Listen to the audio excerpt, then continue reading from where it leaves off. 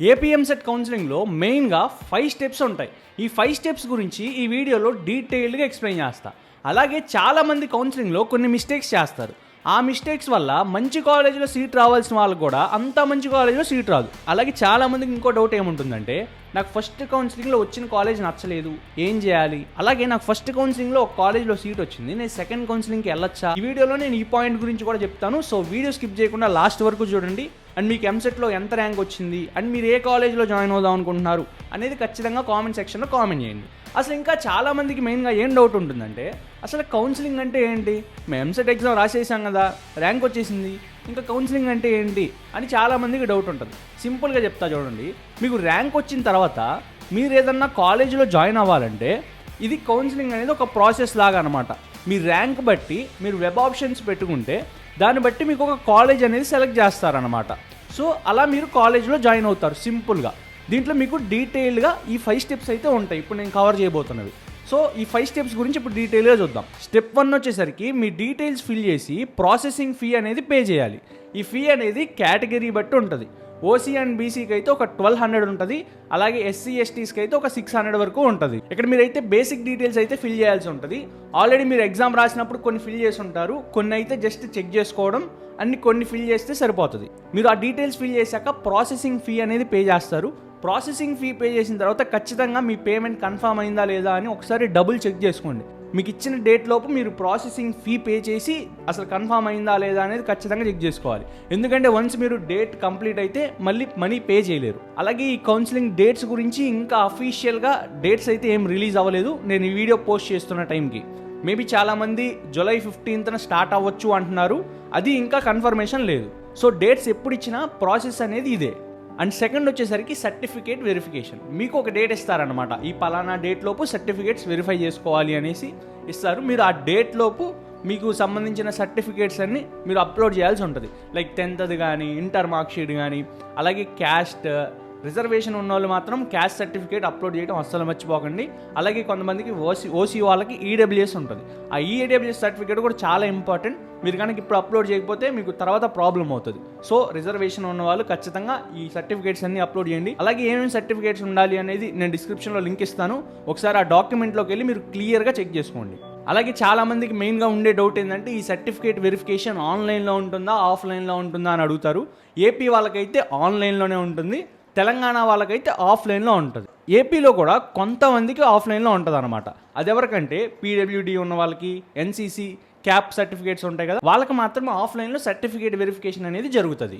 And third main step వచ్చేసరికి web options. ఈ web ఆప్షన్స్లోకి వెళ్ళే ముందు, కాలేజ్ సెలెక్ట్ చేసుకునే ముందు ఎటువంటి ఆప్షన్స్ చూసుకోవాలి అనే దాని గురించి చూద్దాం. చాలా మంది మనం కాలేజ్ చూసేటప్పుడు కాలేజ్ ఇన్ఫ్రాస్ట్రక్చర్ ఎలా ఉంది, placements, faculty, college life, location ఇలాంటివన్నీ చూస్తాం. కానీ నెక్స్ట్ 4 years ఇంజనీరింగ్లో మీరు ఏమేమి నేర్చుకోబోతున్నారు అనేది తెలుసుకోవడం కూడా చాలా ఇంపార్టెంట్. ఈ కాంటెక్స్ట్లోనే చాలా మంది ట్రెడిషనల్ కాలేజెస్తో పాటు new age AI focused programmes కూడా చాలా మంది స్టూడెంట్స్ ఇంట్రెస్ట్ చూపిస్తున్నారు. అలాంటి ఒక ఆప్షనే హైదరాబాద్లో ఉన్నటువంటి ఆల్టా స్కూల్ ఆఫ్ టెక్నాలజీ. ఇది హైదరాబాద్లో హైటెక్ సిటీ పక్కనే ఉన్న AI first BTech college. Engineering starting స్టేజ్లోనే మీరు ఫస్ట్ రియాక్ట్ యాప్ డిప్లాయ్ చేయడం నేర్పిస్తారు. దాని తర్వాత ఫుల్ స్టాక్ డెవలప్మెంట్ నేర్చుకుంటారు. ఆ తర్వాత ఏఐ టూల్స్, అలాగే LLMs ని డైరెక్ట్ గా ప్రాజెక్ట్స్ లో ఎలా ఇంటిగ్రేట్ చేయాలి అనేది నేర్పిస్తారు. ఫైనల్ గా AWS ని యూజ్ చేసి ప్రాజెక్ట్స్ బిల్డ్ చేసి డిప్లాయ్ చేయడం వరకు మీ జర్నీ ఉంటుంది.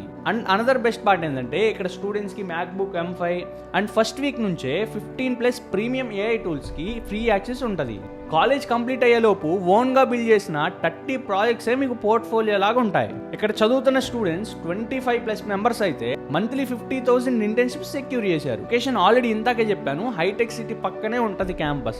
లైక్ గూగుల్, అమెజాన్, మైక్రోసాఫ్ట్ లాంటి టెక్ కంపెనీస్ సరౌండింగ్స్ లోనే ఉంటుంది. ఏసాట్ అనే ఎగ్జామ్ క్లియర్ చేస్తే ఇండియాలో ఉన్న 5 క్యాంపసెస్ లో అడ్మిషన్ పొందొచ్చు. మీకు ఈ ఎగ్జామ్ అయితే జూలై 20న జరగబోతుంది. అండ్ అప్లికేషన్స్ వచ్చేసరికి 19th జూలై కల్లా క్లోజ్ అవబోతున్నాయి. అప్లై చేసే ముందు ఈ కూపన్ కోడ్ యూస్ చేయండి, మీకు రిజిస్ట్రేషన్ ఫీజులో డిస్కౌంట్ వస్తుంది. సో ఎగ్జామ్ లింక్ డిస్క్రిప్షన్లో ఇచ్చా, చెక్ చేయండి. మన 5 స్టెప్స్లో థర్డ్ మెయిన్ స్టెప్ వచ్చేసరికి వెబ్ ఆప్షన్స్. ఈ వెబ్ ఆప్షన్స్ పెట్టడానికి మీరు ఆల్రెడీ మనీ పే చేసి రిజిస్టర్ అయ్యారు కాబట్టి మీకంటూ ఒక లాగిన్ ఐడి ఉంటుంది. దాని ద్వారా రిజిస్టర్ అయితే మీరు ఇక్కడ కాలేజెస్ అనే దాన్ని పెట్టుకోవాల్సి ఉంటుంది. కాలేజెస్ ఎలా పెట్టుకోవాలంటే, ప్రయారిటీ ఆర్డర్ అనేది పైనుంచి కిందకి పెట్టుకోవాల్సి ఉంటుంది. మీరు ఫస్ట్ అనేది మీకు మంచి ఎక్స్పెక్టెడ్ ఉన్న కాలేజెస్ పెట్టుకోవాలి. వాళ్ళు ఎలా చెక్ చేస్తారంటే మీకు కౌన్సిలింగ్లో సీట్ అలాట్ చేసే ముందు మీరు పెట్టిన ఆర్డర్ని పైనుంచి చెక్ చేసుకుంటూ వస్తారు. మీకు ర్యాంక్కి ఏ కాలేజ్ అయితే మ్యాచ్ అవుతుందో ఆ కాలేజ్ అనేది మీకు అలొకేట్ చేస్తారు. మీరు వెబ్ ఆప్షన్స్ పెట్టుకునేటప్పుడు చాలామందికి ఇంకేందంటే ఒక కాలేజ్ ఎన్నిసార్లు పెట్టచ్చు అనే డౌట్ ఉంటుంది. ఓన్లీ ఒక కాలేజ్ ఒకేసారి పెట్టాలా అనుకుంటారు. అలా ఏముండదు. మీరు ఒకే కాలేజ్లో మల్టిపుల్ బ్రాంచెస్ ఉంటాయి కదా, అలా ఎన్ని బ్రాంచెస్ అయినా పెట్టుకోవచ్చు. అది మీ ఇష్టం. ఒకే ఆర్డర్లో పెట్టాలా అనేది కూడా కాదు, ఎలా అయినా పెట్టచ్చు. అలాగే ఇంకొకటి ఏంటంటే నేను ఎన్ని కాలేజెస్ పెట్టాలి అనే డౌట్ ఉంటుంది చాలామందికి. ఇక్కడ మీరు ఎన్ని కాలేజెస్ అయినా పెట్టచ్చు.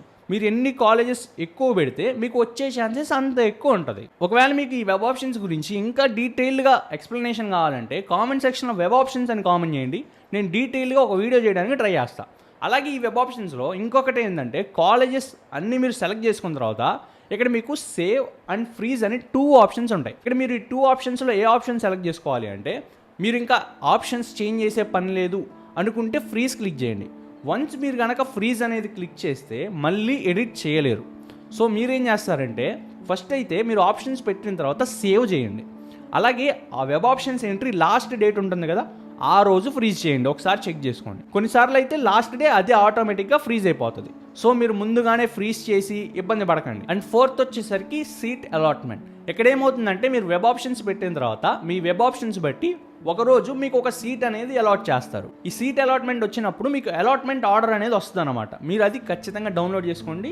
అండ్ నెక్స్ట్ 5th స్టెప్లో ఏముంటుందంటే కాలేజ్ రిపోర్టింగ్. మీరు ఇక్కడ కాలేజ్ రిపోర్టింగ్కి వెళ్ళే ముందే సెల్ఫ్ రిపోర్టింగ్ వెబ్సైట్లో చేయాల్సి ఉంటుంది. లాస్ట్ ఇయర్ అయితే, ఈ ఇయర్ ఎలా ఉందో ఇంకా మనకు రాలేదు కాబట్టి ఎగ్జాక్ట్గా తెలీదు. అది మీరు ఆన్లైన్లో ఫస్ట్ సెల్ఫ్ రిపోర్టింగ్ చేసి నెక్స్ట్ 5th స్టెప్లో మీకు వచ్చిన కాలేజ్కి వెళ్ళి రావాల్సి ఉంటుంది. ఎక్కడైతే మీరు కొన్ని డాక్యుమెంట్స్ తీసుకెళ్లాల్సి ఉంటుంది, లైక్ ఫొటోస్ కానీ అలాంటివన్నీ. నేను అది కూడా డిస్క్రిప్షన్లో లింక్ ఇస్తాను, ఒకసారి చెక్ చేయండి. అలాగే కొన్ని కాలేజెస్ అయితే సర్టిఫికేట్స్ కూడా అడుగుతాయి. ఆ కాలేజ్ బట్టి ఉంటుంది. కొన్ని ఏంటంటే సర్టిఫికేట్స్ తీసుకొని ఒకవేళ మీరు సెకండ్ కౌన్సిలింగ్కి వేరే కాలేజెస్ వస్తే ఇస్తాయన్నమాట. కొన్ని కాలేజెస్ అయితే ముందే తీసుకోవు. అండ్ ఆల్సో మీరు ఇంకొక క్వశ్చన్ అడగండి, నాకు సెకండ్ కౌన్సిలింగ్లో వేరే కాలేజ్లో సీట్ వస్తే ఆ సర్టిఫికేట్స్ ఇస్తారా లేదా అనేసి. ఒకవేళ మీరు సెకండ్ కౌన్సిలింగ్ ప్లాన్ చేసుకుంటూ ఉంటే. నేను ఇలా ఎందుకు అంటున్నా అంటే చాలామందికి ఫస్ట్ కౌన్సిలింగ్లో కొంచెం యావరేజ్ కాలేజ్ వచ్చినా సెకండ్ కౌన్సిలింగ్లో కొంచెం ముందుకెళ్ళే ఛాన్స్ ఉంటుంది అనమాట. సో అందుకని సెకండ్ కౌన్సిలింగ్కి వెళ్తే కొంచెం మంచి కాలేజ్లో సీట్ వచ్చే ఛాన్స్ ఉంటుంది. చాలామంది ఇంకొక మిస్టేక్ ఇక్కడ ఏం చేస్తారంటే ఫస్ట్ కౌన్సిలింగ్లో నేను అనుకున్న కాలేజ్ రాలేదు, మంచి కాలేజ్ రాలేదు, సో నేను కాలేజ్ రిపోర్టింగ్ చేయను అని చాలామంది అంటారు. మీరు ఈ మిస్టేక్ అయితే చేయొద్దు. ఎందుకంటే మీరు సెకండ్ కౌన్సిలింగ్లో కౌన్సిలింగ్ పెడతారు, నాట్ ఏ ప్రాబ్లం. మీరు ఫస్ట్ కౌన్సిలింగ్లో కాలేజ్ కనుక రిపోర్ట్ చేయకపోతే సెకండ్ కౌన్సిలింగ్లో ఒకవేళ మీకు వెబ్ ఆప్షన్స్ కాలేజెస్ పెట్టి మీకు ఏ కాలేజ్ రాకపోతే మీకు ఏ కాలేజీలో సీట్ ఉండదు.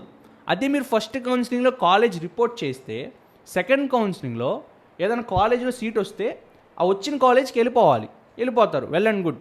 ఒకవేళ రాకపోతే మీరు ఫస్ట్ కౌన్సిలింగ్లో రిపోర్ట్ చేశారు కాబట్టి ఆ కాలేజీలో సీట్ ఉంటుంది. సో ఇదొక ఇంపార్టెంట్ స్టెప్ అనమాట. ఇది ఎవ్వరూ చెప్పరు. ఈ పాయింట్ని జాగ్రత్తగా గుర్తుపెట్టుకోండి. మెయిన్గా ఇవన్నమాట 5 పాయింట్స్ ఈ కౌన్సిలింగ్లో ఉండేది. సో డేట్స్ రిలీజ్ అయ్యాక ఒకసారి చెక్ చేసుకోండి. మీరు అలర్ట్గా ఉండి ముందే అప్లై చేసుకుంటూ ఉండండి. అండ్ నెక్స్ట్ మీకు ఏ వీడియోస్ కావాలి అనేది కామెంట్ సెక్షన్లో కామెంట్ చేస్తే నేను వీడియో చేయడానికి ట్రై చేస్తాను. అండ్ ఏసాట్ ఎగ్జామ్ లింక్ అనేది డిస్క్రిప్షన్లో ఇస్తా, ఖచ్చితంగా చెక్ చేయండి.